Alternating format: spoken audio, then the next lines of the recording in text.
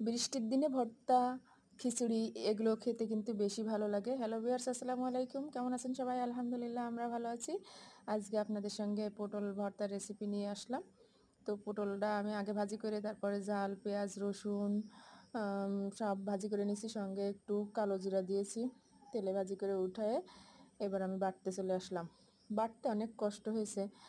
এটা পটলের খোসাটা কিন্তু খুব সহজে মিহি হয় না। ৩ বার ৪ বার করে আমার বাটতে হয়েছে। অনেকটা সময় নিয়ে বাটতে হবে। ছাল ছাল ছোলা ছোলা থাকলে ভালো লাগে না। মিহি করে বেটে তারপর ভর্তা করতে হবে, তাহলে খেতে ভালো লাগবে। পটল ভর্তাটা কিন্তু অনেক মজার লাগে। পটলের খোসা ভর্তাটাও মজা লাগে। আমার কাছে তো খুব ভালো লাগে। সবগুলো আমি সুন্দর করে বেটে নিচ্ছি। সবাই আমার ভিডিওগুলো দেখবেন, ভালো লাগলে লাইক কমেন্ট শেয়ার করে পাশে থাকবেন। পেজ থেকে দেখলে ফলো দিয়ে পাশে থাকবেন, আর ইউটিউব চ্যানেল থেকে দেখলে সাবস্ক্রাইব করে পাশে থাকবেন। কেমন ধরনের ভিডিও আপনারা দেখতে চান জানাবেন। সবার জন্য শুভকামনা রইল।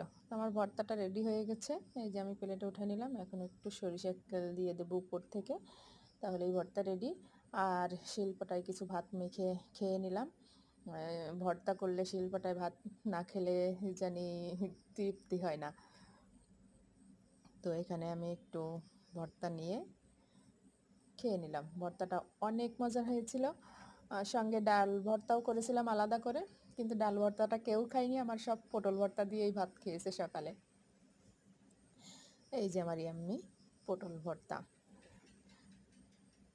এই যে ঝুম বৃষ্টি হচ্ছে আজ কদিন ধরে। এই বৃষ্টি মাথায় কিন্তু ভর্তা আর খিচুড়ি খেতে সেই লাগে।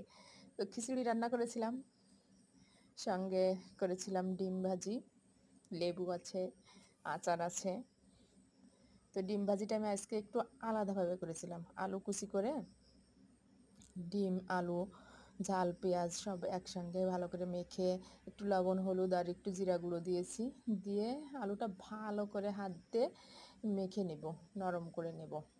নিয়ে তার ভিতরে দেশি মুরগির ডিম, ডিমগুলো ভেঙে এক এক করে মাখায় নিচ্ছি। মেয়ে এসে ভাঙা শুরু করে দিছে, বলল আম্মু আম্মু আমি একটু ভেঙে দেই।